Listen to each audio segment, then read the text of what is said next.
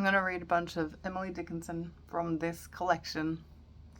I don't know how many I'm going to get to, kind of until it just feels right. I think that's how it usually goes for me. Just read until you feel good. It's kind of like, you know, walk until you've thought enough. Something like that. All right, I'll start with this, 102. I've read a couple of the others past 102. I'll skip over those but link them in the description box, and the titles and timestamps I'll also put in the description box so you can skip over ones if you want to. It might not be straight away, but I'll get there. All right, 102. These are the nights that Beetles love. From eminence remote drives ponderous perpendicular, his figure intimate, the terror of the children, the merriment of men. Depositing his thunder, he hoists abroad again a bomb upon the ceiling. It is an improving thing. It keeps the nerves progressive, conjecture flourishing. Too dear the summer's evening without discreet alarm, supplied by entomology with its remaining charm.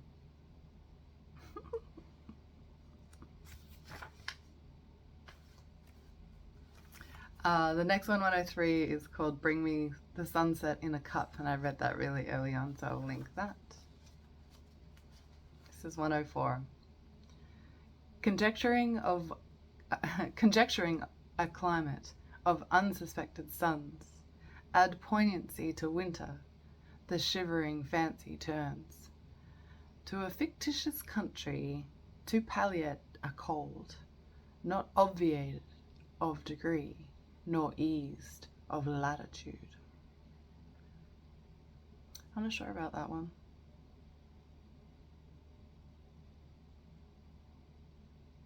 Anyway, the next one is 105, From Cocoon Forth a Butterfly. I've also read that one separately. I will link that one below. But I did just want to say, while I love butterflies, I am so over the metaphor. And also, don't butterflies come from chrysalis, not cocoons? Anyway, don't get me started. I've also read 106, which is Nature is What We See.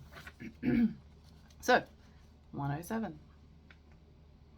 The sun kept stooping, stooping low. The hills to meet him rose. On his side, what transaction? On their side, what repose?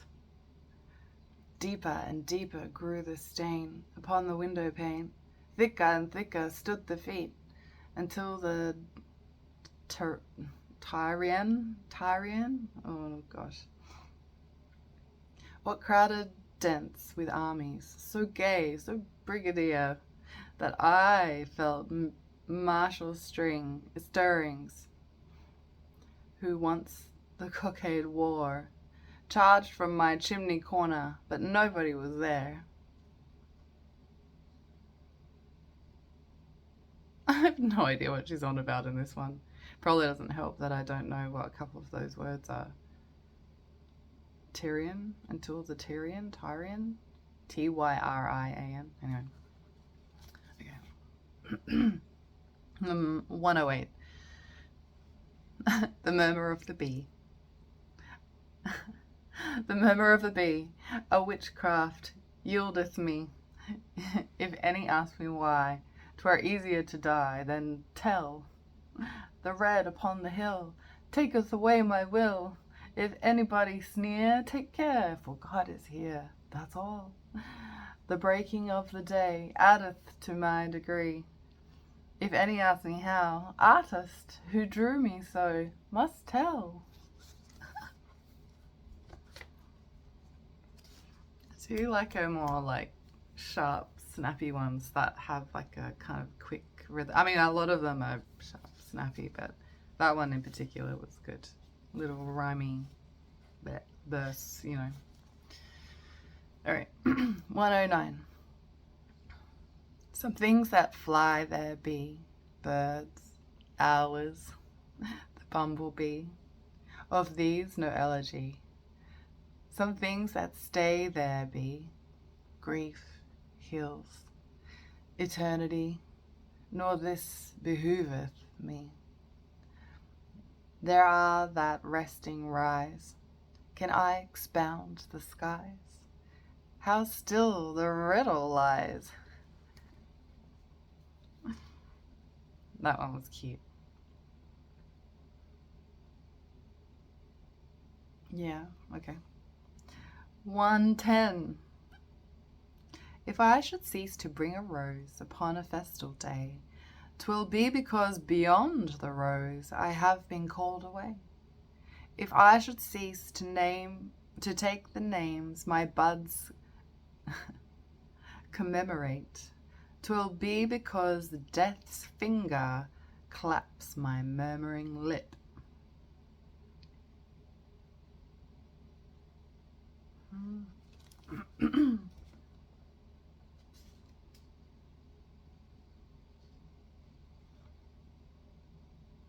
Does she talk about marriage a lot? I'm really not sure. I didn't think she was married. I thought she was like a recluse. Anyway, maybe she wanted to be. I don't know. It's hard to tell. All right, 111. A little madness in the spring is wholesome even for the king, but God be with the clown. I was going to say crown for a second, but clown, who ponders this tremendous scene, this whole experiment of green, as if it were his own.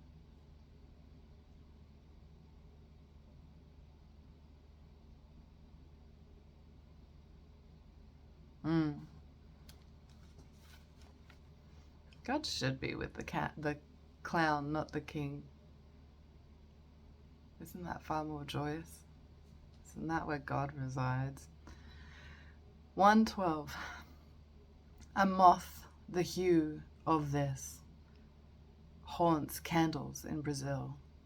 Nature's experience would make our reddest second pale. Nature is fond, I sometimes think, of trinkets as a girl. Well, that's kind of a cute little reflection. It's sort of true. She's probably thinking about some pattern on a moth wing or something. Maybe there's a special one, like some Brazilian moth or something that lives in New England. Okay.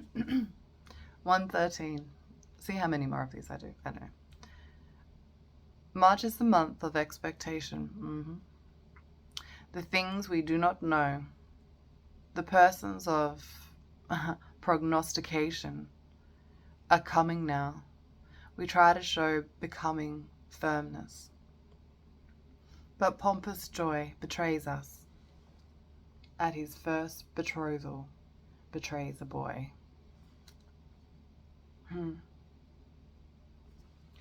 114.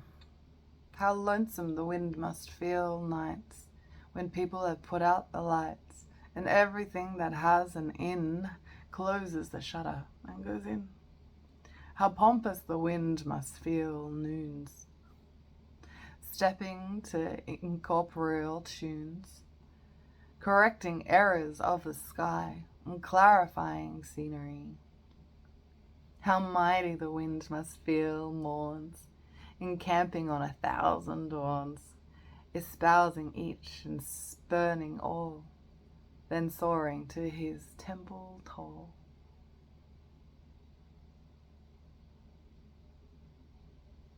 That was cute.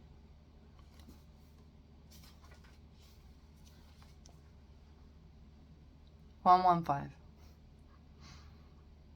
It was a quiet seeming day. There was no harm in earth or sky, till with the closing sun there strayed an accidental red, a strolling hue, one would have said, to westward of the town. But when the earth began to jar, and houses vanished with a roar, and human nature hid, we comprehended by the awe, as those that disillusion saw, the poppy in the cloud.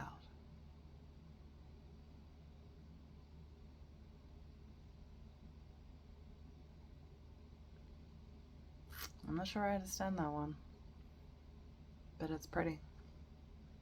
Alright, maybe I'll finish it at this one. 116.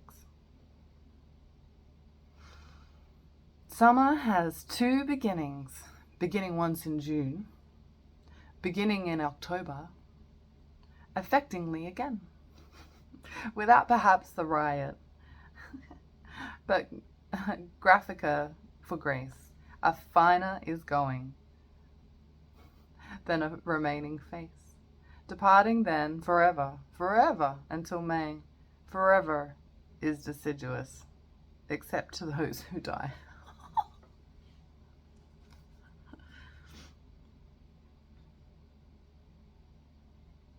Okay, I like that one, but maybe I'll reread it again in June, closer to summer. Okay. Have a good day. Yeah, I'll be back here at some point.